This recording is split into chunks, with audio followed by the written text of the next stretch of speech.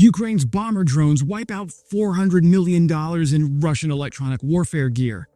In a stunning blow to Russian military capabilities, Ukrainian bomber drones have successfully destroyed two of Russia's most advanced and expensive electronic warfare systems, the RB-301B Borisoglebsk-2. We're going to call it Boris.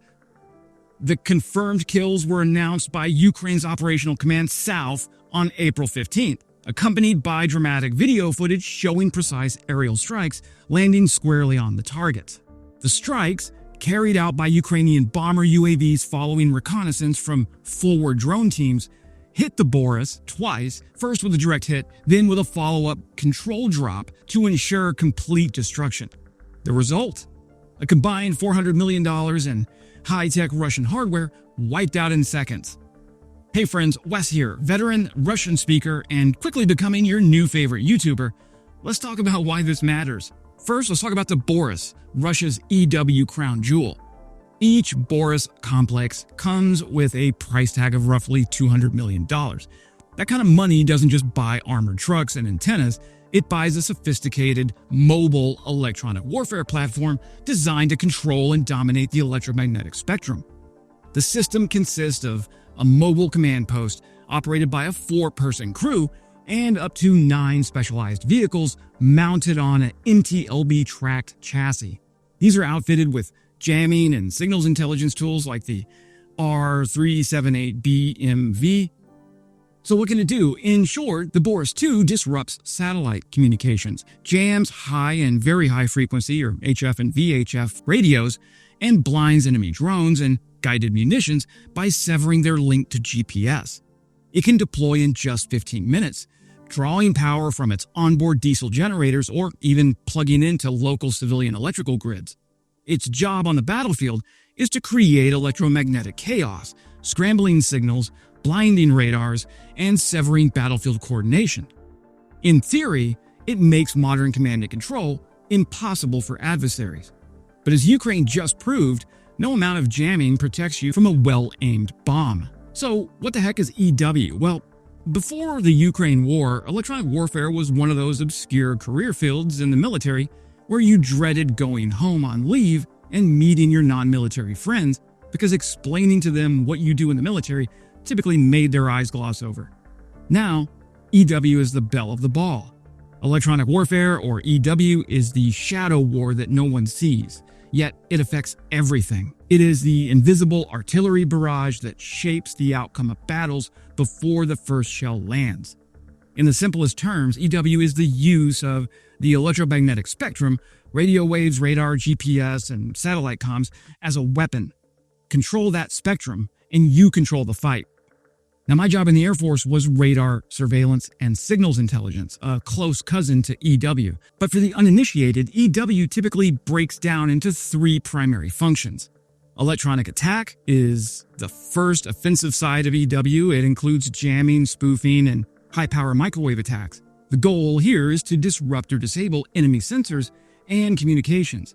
In Ukraine, this means cutting off drone video feeds, confusing GPS-guided munitions, and blinding radars. Think of it as throwing sand into the gears of a well-oiled machine. The second one is electronic protection. This is the defensive EW. Countermeasures designed to shield friendly systems from the chaos. It includes encryption, frequency hopping, signal shielding, and smart signal filtering. It's the reason Ukrainian drones are still flying when Russian jammers are lighting up the map like a Christmas tree. And the third is electronic support. This is the intelligence arm of EW. Support involves intercepting enemy communications, triangulating the origin of radar pings, or eavesdropping on battlefield frequencies. It's how you find the jammer that's blinding your drone, or the command post coordinating artillery. But why does EW matter so much in Ukraine? Well, because this is the first full-scale war between 2 industrialized nations in decades, and both sides are saturated with EW equipment, from static ground-based jammers to mobile interference platforms like the Boris to handheld signal disruptors used by the infantry. The electromagnetic spectrum has become one of the most hotly contested arenas of this war. And here's the dirty truth. Electronic warfare in Ukraine is absolutely brutal. This isn't a clean laboratory environment where jammers and drones politely play by the rules. It's a Darwinian spectrum knife fight, an unrelenting contest where both sides are trying to blind, deafen, and confuse each other. In real time, Ukrainian drone operators report regular GPS spoofing and total signal blackouts near Russian EW zones, especially in eastern Ukraine. Russia's most infamous jammers, like the Zhaitel and the Tirada, are capable of cutting drone control links, jamming Starlink signals, and even interfering with aircraft navigation systems. Russian forces, meanwhile, are getting hit with their own medicine. Ukraine, backed by NATO-grade EW tech and battlefield improvisation, has been jamming Russian drone operations, hacking into communications, and using EW data to geolocate and destroy Russian positions. Ukrainian EW crews have developed fast, modular systems that fit into pickup trucks and can redeploy in minutes, perfect for a war defined by movement and asymmetry. So what's the result? EW in Ukraine is not just bad, it's miserable for operators, especially drone pilots. Units on both sides report drones falling out of the sky, missile strikes missing by miles, and communication blackouts at the worst possible moments. In many areas of the front, it's not about who has the better rifle, it's about who still has a functioning signal. This is why Ukraine's destruction of 2 Boris systems matters. It isn't just knocking out fancy gear, it's reclaiming a chunk of the electromagnetic spectrum. It's allowing Ukrainian drones to fly straighter, artillery to hit harder, and command centers to coordinate faster. In short, electronic warfare is no longer the supporting act in Ukraine. It's the headliner. And every jammed signal, every intercepted call, and every destroyed jammer is shaping the war as much as any tank or HIMARS ever could. In fact, drone ops in Ukraine have become so hairy that Ukrainian soldiers are jamming all drones in the area if they can't verify a drone is friendly. Why take the risk? Well, according to Ukrainian drone operators, soldiers are so overwhelmed by the sheer number of drones overhead and the striking similarity between Russian and Ukrainian models that they're defaulting to hitting the button and jamming every signal in sight. In a war where situational awareness is life or death, this kind of confusion carries a heavy price. Ironically, Russia's relative lack of variety in drone types may be working in its favor. Ukrainian drone operators have noted that Russian forces tend to field a limited lineup of UAVs, making them easier to visually and electronically identify in Ukraine. By contrast, Ukraine has a network of patchwork drone models from multiple manufacturers and DIY sources, making the identification game exponentially harder. Combat footage from the front shows the chaos in real time. Dozens of drones zipping through the air while soldiers bark out desperate questions like, "Is that one of ours?" or "What is it doing over our heads?" In one case, a U.S. veteran fighting for Ukraine said he couldn't identify a drone until it dropped a grenade, at which point the answer was painfully obvious. Another Ukrainian drone operator told Business Insider recently that, in the confusion, infantry units have resorted to simply firing at everything airborne, an understandable impulse, but one that risks downing their own assets or wasting precious ammunition. While some cutting-edge systems like fiber-optic guided drones and AI-powered platforms are largely immune to jamming, the vast majority of UAVs in this conflict are still vulnerable. As a result, both sides have escalated their use of electronic warfare systems to disrupt enemy drones. It's a war within a war. Signals versus signals. Noise versus precision. The need for better drone identification protocols and training is obvious.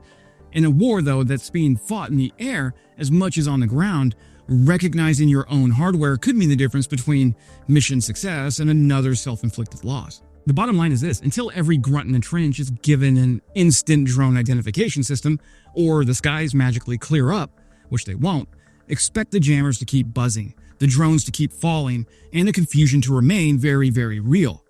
But back to the Boris. Destroying 2 of these Boris 2 complexes is more than just a tactical win. It removes Russia's ability to dominate the electromagnetic environment in a given sector, giving Ukrainian forces room to maneuver, communicate, and strike with greater precision. Imagine a HIMARS strike team trying to hit a moving target while their GPS feed is being scrambled. Now imagine that jammer is gone.